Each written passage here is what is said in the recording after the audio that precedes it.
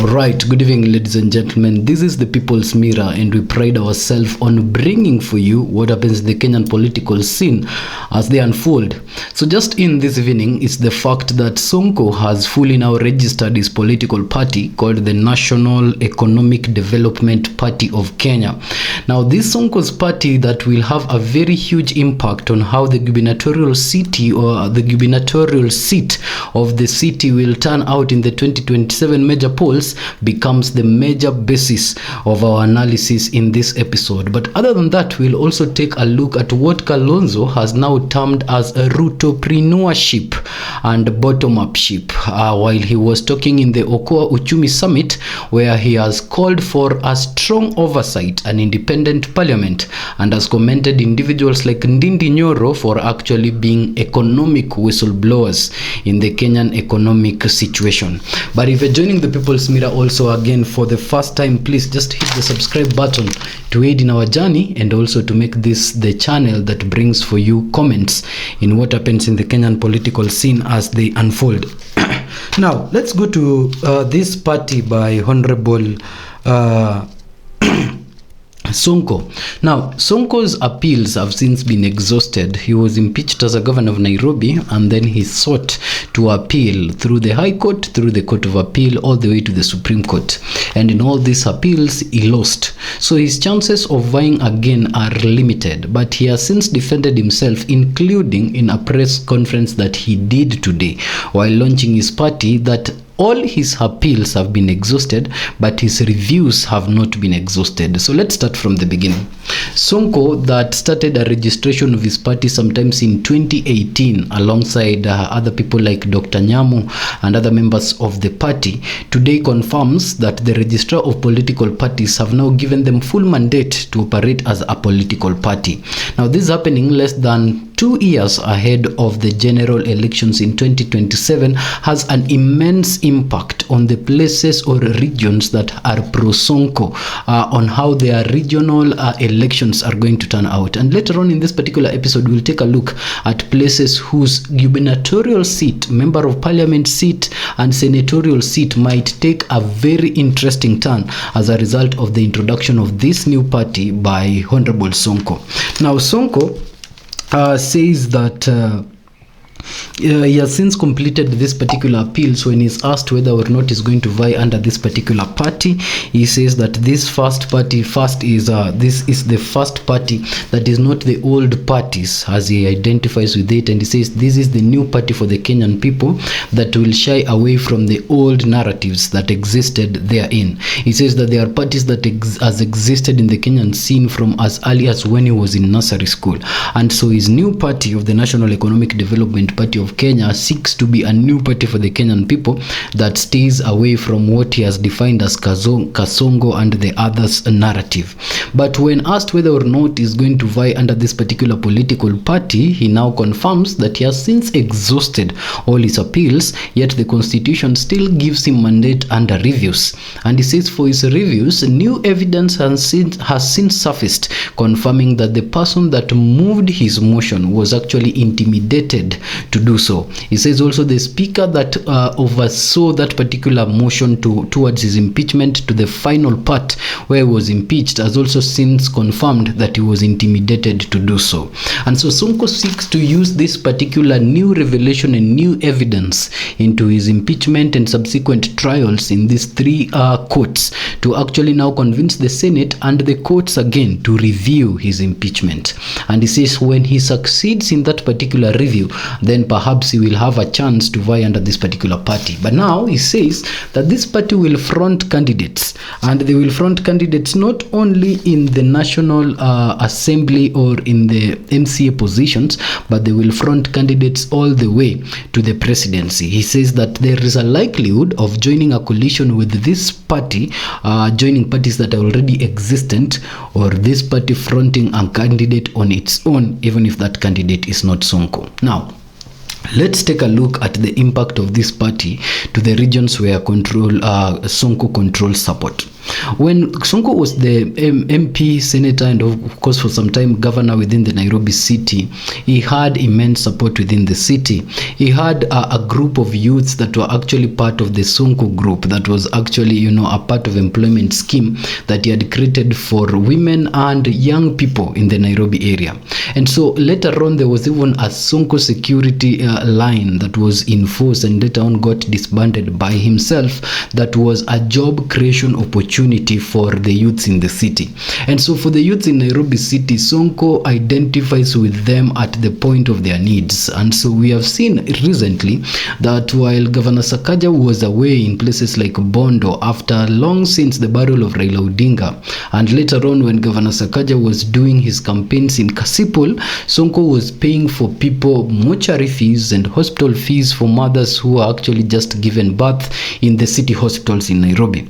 And so its leadership connects with the people beyond the position of power. So if Sonko comes up with a party right now, people are going to follow Sonko's party. And so if Sonko can sponsor a candidate, or a candidate can identify himself or herself with Sonko's party within the city where Sonko's influence is very strong, then that candidate, however weak they look right now, might change the narrative within the city spectrum in the 2027 major polls, majorly for places or positions where Sonko has previously served in, including the MP of Makadara, for example, and also the Senate positions of Nairobi, the governor seat of Nairobi. And all these hopefuls of the Senate and also of the governor seat now has an independent tact of not depending on the ruling party's resources, being the UDA party, on the resources that they intend to use in the 2027 major elections, nor depending on the power of the masses that Rigathi Gachagua has around the Nairobi election or the Nairobi place where he's zoning right now for the 2027 election. There is now an independent vehicle that resonates with the people, independent of these two factions, being the National Economic Development Party of Kenya from the Sonko wing. And so Sonko's party might not have a bigger outturn in the national outplay in 2027, but its entry and registration right now is very timely to become the determinant of the gubernatorial seat of Nairobi and even other minor seats in the city where Sonko still has support and has previously served before.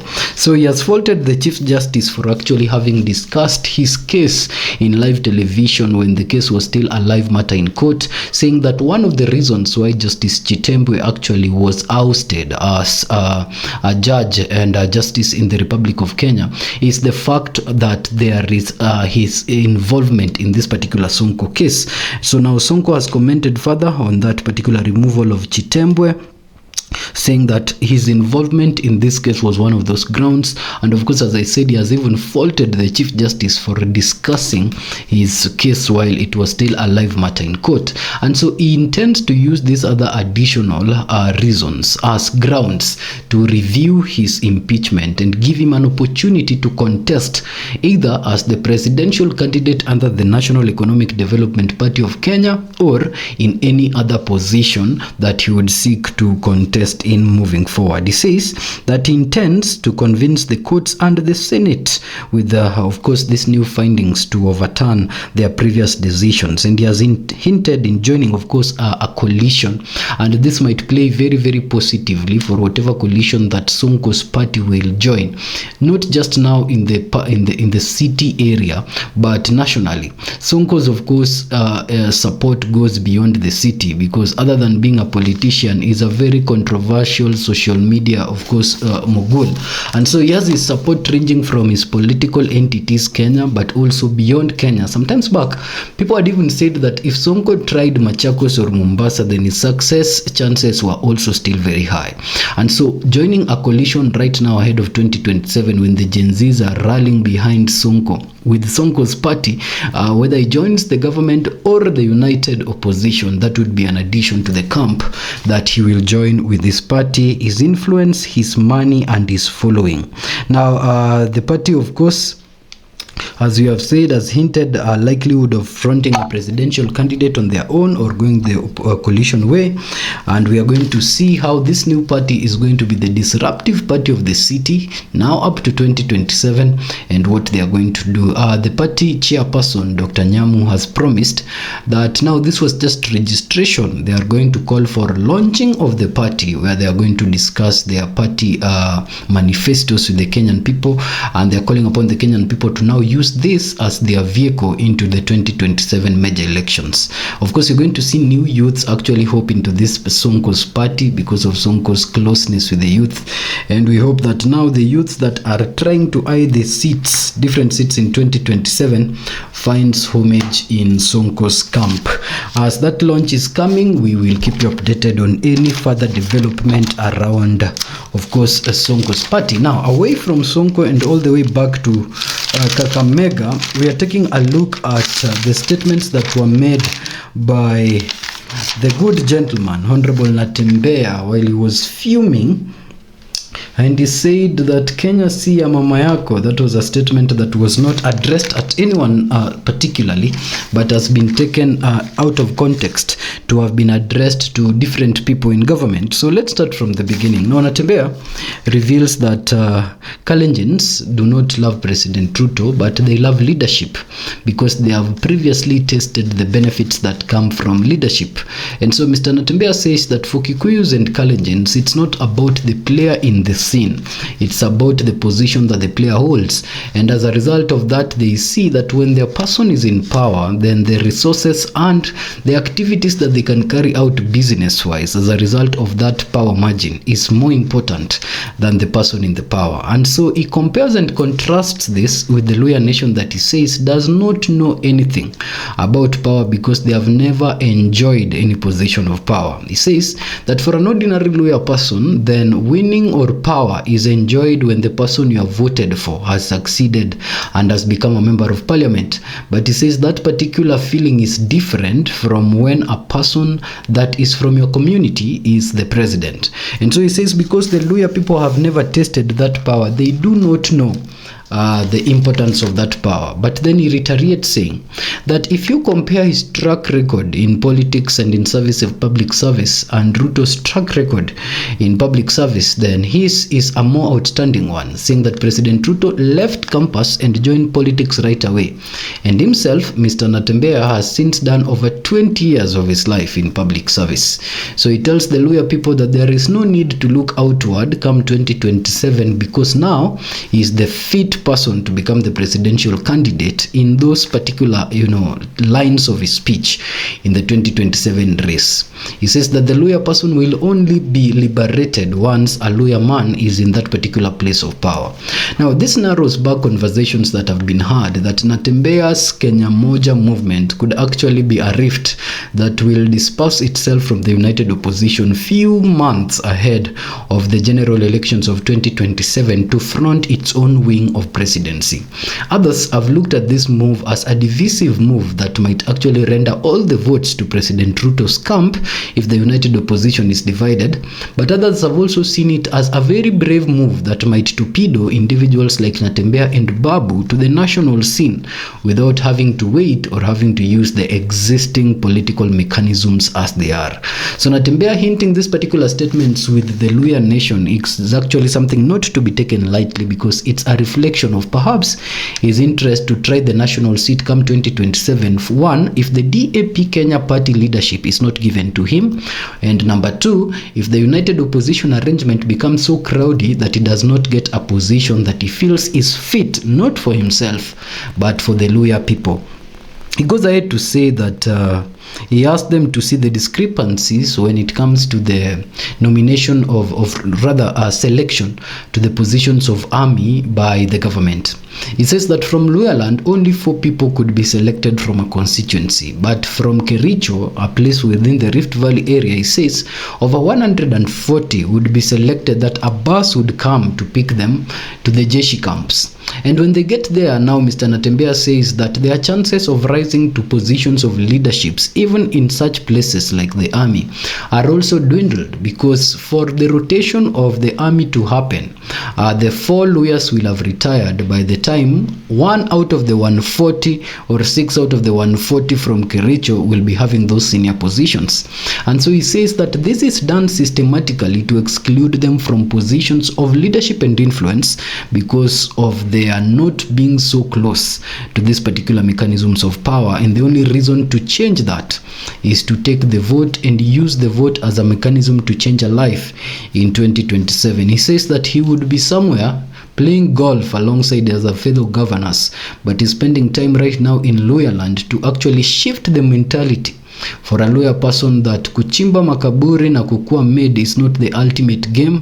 The ultimate game could be other people doing those jobs as lawyers become leaders of this particular country. So these statements by Natembeya are deeply rooted into the currently ongoing blockage under the Western area that is trying to desist from the old systems of politics one, and also from the other parties that are not lawyer parties, and to consolidate something that is called lawyer unity. Now that they are so aware that lawyers are the second populous voters in the Kenyan spectrum, and they have a very important factor in determining who becomes the president in 2027. They are positioning themselves for this particular presidential seat so that when they don't get it, then in the seats where they are invited, they have a bigger voice. And Natembeya is using this opportunity post this particular by-elections and into the 2027 major polls to actually shift that mentality and have a lawyer person register as a voter, knowing that that vote will change their lives. He tells them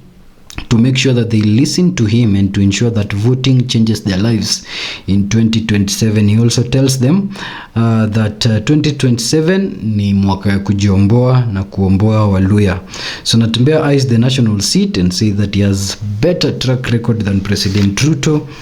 And then he says that people who are actually treating power as if it's the ultimate position should remember that Moi is already dead, Kibaki is dead, Raila is dead. And he says these are people that also treated power as the ultimate position. And so he said Kenya si mama ya hawa watu who are treating Kenya as a position of power. Of course, that statement has been taken out of context, but he said it publicly, and others who are trying to take it out of context, of course, are just trying to put Natembeya in the spot. He said he has not said anything wrong to warrant his arrest. He's just said Kenya si mama mtu. So these interesting statements forms part of Natembeya's fuming over the unity of the Luhyaland, which now he feels should be mandatory moving into 2027 to actually save the Luhya man from other communities. Now, we said we'd touch on Kalonzo's statements on Rutopreneurship and what he calls Rutobotomish, and this was very interesting. There was a conference talk on Okoa Uchumi where alongside other leaders Ndindi Nyoro and Kalonzo were present, and Kalonzo gave a very sensitive speech. First, he said that the Safaricom sale is actually very wrong, because he said that public finance is something that is held in public trust, and so it's not a personal property, and so individuals or governments cannot sell that they do not own. And so he said the sale of Safaricom is first illegal because it's public finance that is held in public trust, and Ruto cannot sell it. In what now he terms as Rutopreneurship and Rutobotomy, she promises to ensure that the sale of Safaricom is countenanced and it's returned back to the government, saying that they have a team of over 100 lawyers that are now ready to challenge the 15% share stakes sale that the government wants to intend against Safaricom. Other than that, of course, he commented Ndindi Nyoro, and he said that the government should listen to its people and not kill them, saying that one of the weakest links that we have as a country is our systems. So now Kalonzo calls for an independent parliament that actually checks and balances the executive, and not one parliament that sings choir to the executive. He talks of oversight entities to actually also be independent and to do their job, and he confirms that now credible and transparent approach to privatization would work better than when the government wakes up one day and tells us that certain things have been sold. So he says that he used to be a custodian of peace and unity, and now a country that used to be a custodian of peace and unity is stealing from the region. Now, Kalonzo makes it very boldly and accuses the Kenyan government for being involved in the war in Sudan by taking gold from Darfur, processing them through Kenya, and then lying that they are our gold and exporting them to Saudi Arabia. He has said that we are a government that is dealing in blood money, and as a result, he will ensure with his cohort that they put a stop to that. It's been interesting recapping for you Sonko's new party, Natembeya's fuming, and statements of Kalonzo in the Okoa Uchumi Summit. Until our next episode.